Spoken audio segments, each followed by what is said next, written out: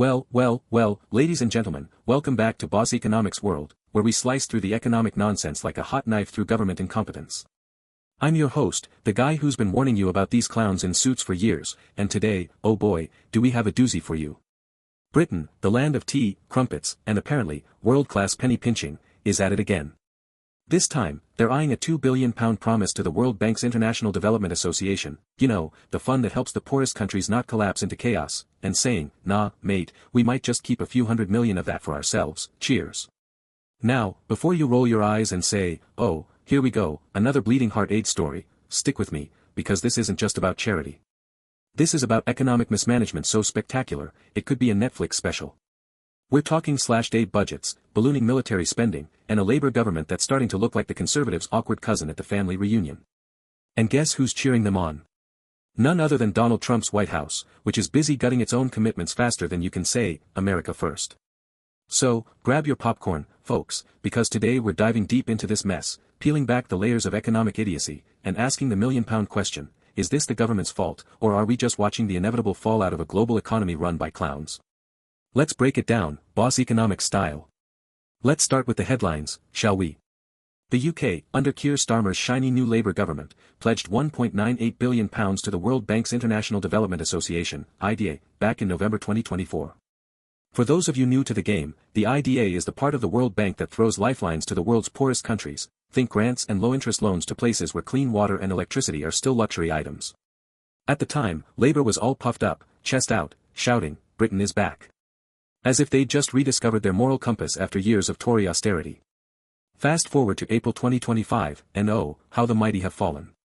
Now, they're reconsidering that £1.98 billion pledge, potentially slashing hundreds of millions off it.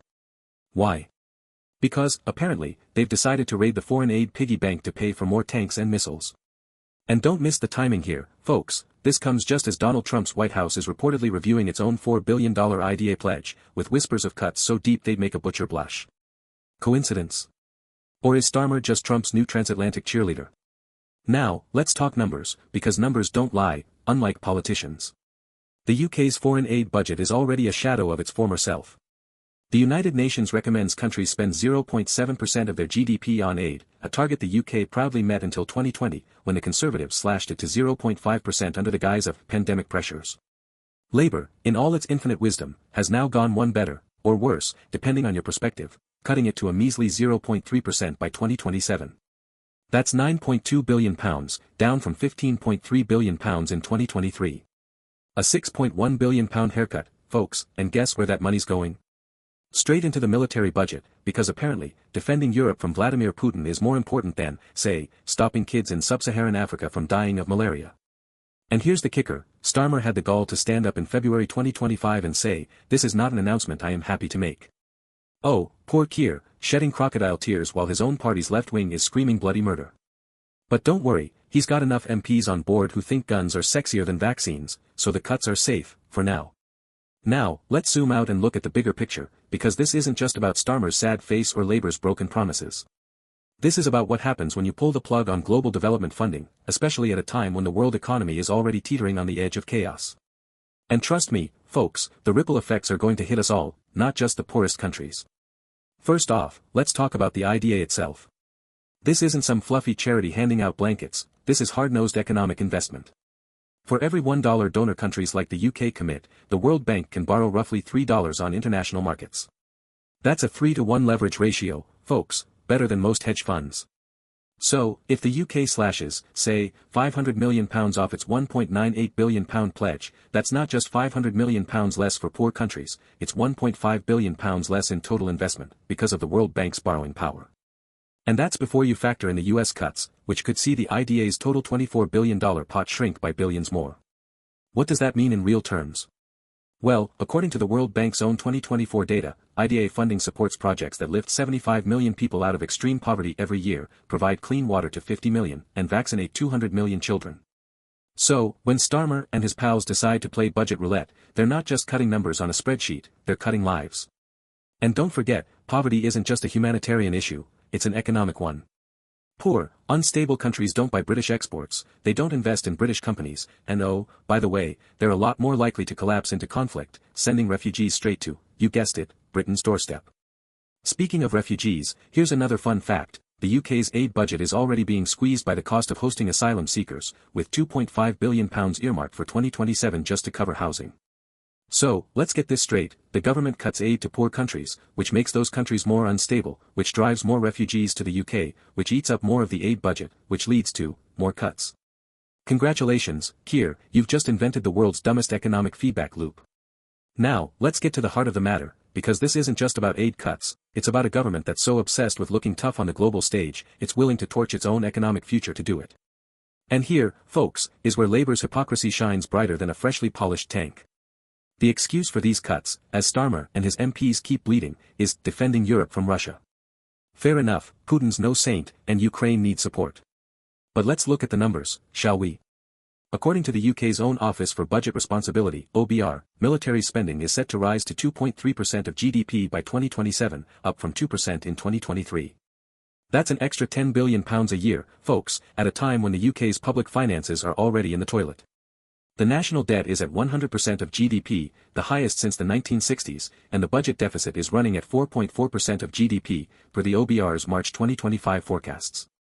And yet, somehow, the government thinks the best use of scarce resources is to pour billions into the military, while slashing aid that actually delivers a positive return on investment. Compare that to the IDA, which, as we've seen, leverages every pound into three. Or consider this, a 2023 study by the Overseas Development Institute found that every £1 invested in development aid generates £1.50 in economic returns for donor countries, through increased trade, investment, and stability. Military spending, on the other hand.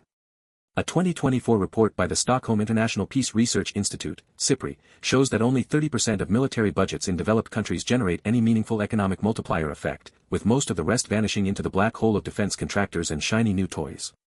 So, here's the question, folks, why is Starmer prioritizing tanks over trade? Why is Labour, the party that once prided itself on global development under Gordon Brown, now aping the Tories' obsession with austerity and militarism? The answer, I'm afraid, is politics. Starmer's terrified of looking soft on defense, especially with Trump breathing down his neck and the right-wing press ready to pounce. But in his rush to look tough, he's making Britain weaker, economically, morally, and strategically. And let's not forget, folks, this isn't just a British problem. The UK's cuts are part of a broader global trend, with Trump's White House leading the charge. Just last week, Ireland and Italy confirmed their IDA pledges, but the US, the world's biggest donor, is reportedly reviewing its $4 billion commitment, with cuts almost certain under Trump's America First agenda. And don't think this is just about aid, it's about the entire multilateral system. Trump's already signaled plans to cut funding for the UN, the IMF, and anyone else who dares suggest the US should play nice with the rest of the world. What does this mean for the global economy? Well, let's look at the data. According to the IMF's April 2025 World Economic Outlook, global growth is already slowing, projected at just 3.1% for 2025, down from 3.3% in 2024. Developing countries, which rely on IDA funding, are seeing their debt burden skyrocket, with 60% of low-income countries now in or at high risk of debt distress, per the World Bank's 2025 Debt Sustainability Report. Cut aid now, and you're not just pulling the rug out from under these countries, you're setting the stage for a wave of defaults, currency crises, and political instability that'll make the 2008 financial crisis look like a picnic. And here's the irony, folks, Britain, with its open, trade-dependent economy, is one of the most vulnerable to this chaos. The UK exports £350 billion worth of goods and services to developing countries every year, according to the Department for Business and Trade's 2024 figures. Aid, destabilize those markets, and watch those export numbers tank. Brilliant strategy, Keir, truly a masterclass in shooting yourself in the foot. So, what's the takeaway, folks?